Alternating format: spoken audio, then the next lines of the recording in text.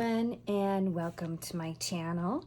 So I've had a few subscribers and people asking me over the last few months since I started my speed coloring mandalas series, how I choose colors for mandalas.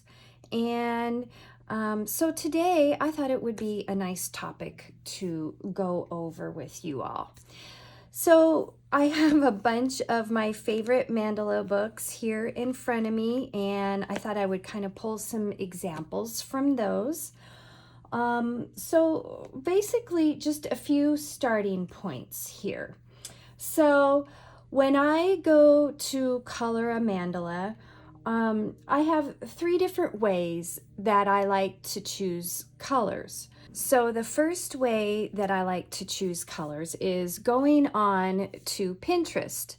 Now I have a specific board on Pinterest that I have dedicated to color palettes.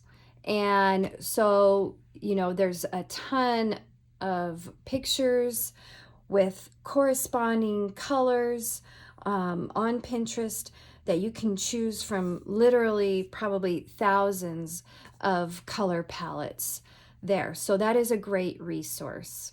The second way I like to choose colors is maybe a color choosing app. There's plenty of those on the App Store.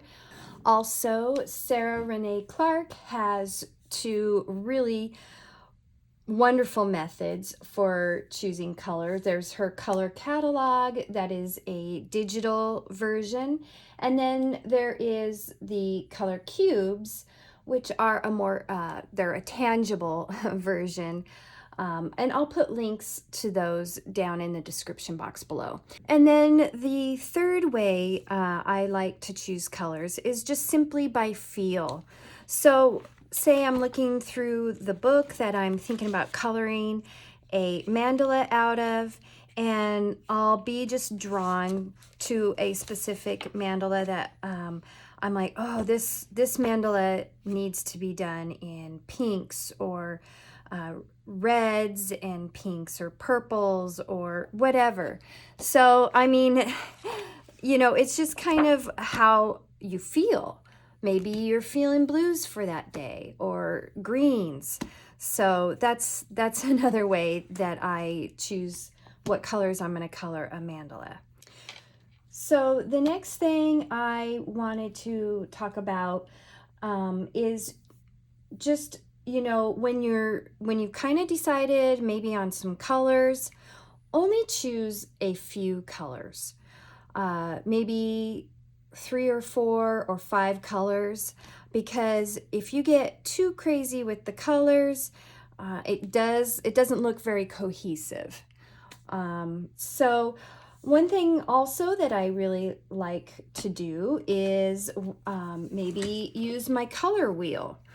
So this specific color wheel, it's an old color wheel that I've had for about 15-20 years or so, but I like the fact that it shows complementary color groups, triadic color groups.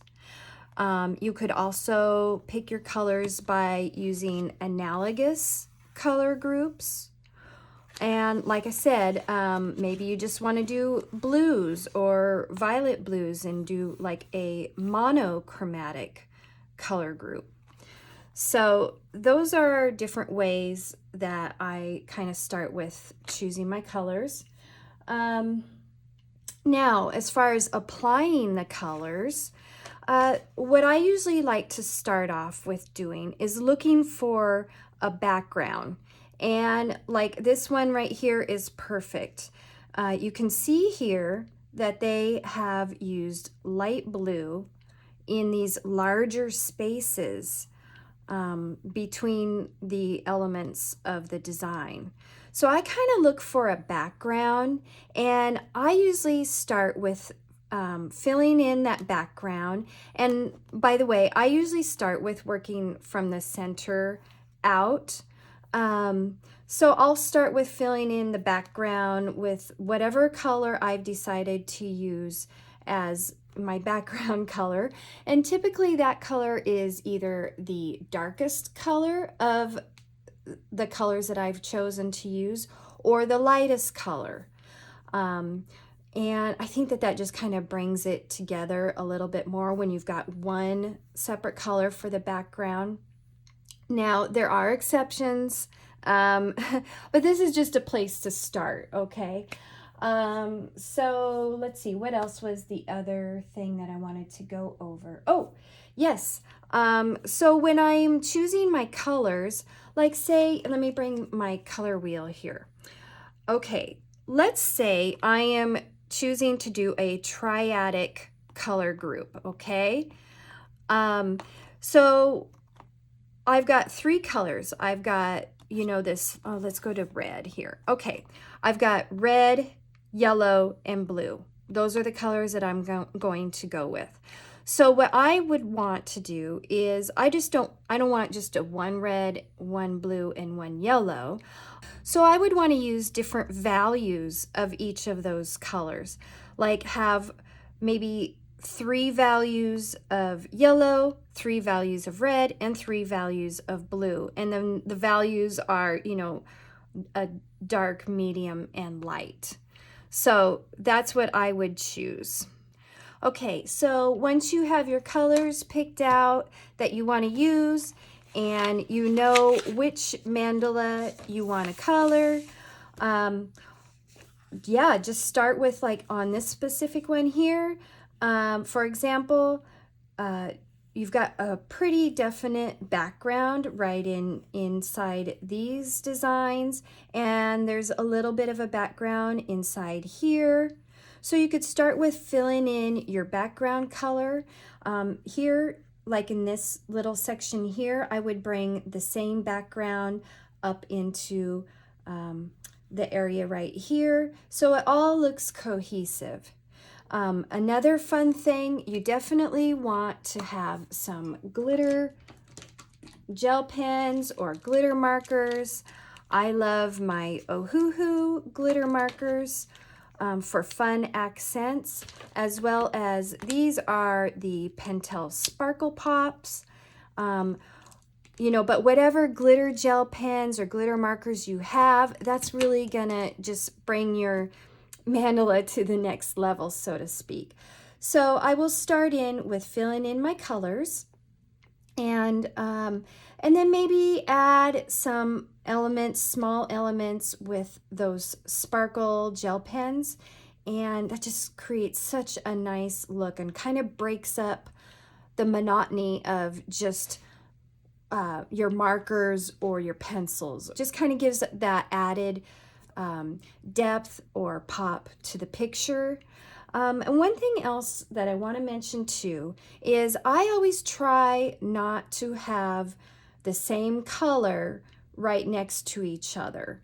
So like if I'm doing this background in a light blue, I'm not going to want to use light blue for any of these elements that are directly next to that background.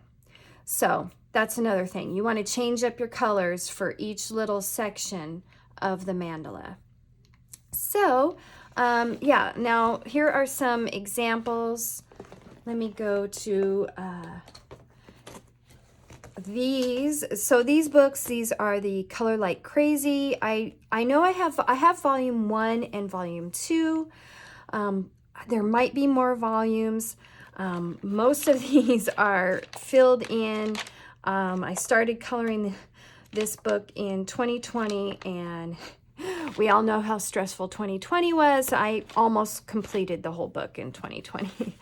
But right here, I just wanted to show, I flagged a couple areas where you can see that I had filled in what I decided was the background in this kind of really light olive green color. And for the background on this one, you can see I've filled it in with a really light peach color. So those are just some examples of some ways, you know, that you can start off with coloring your mandala.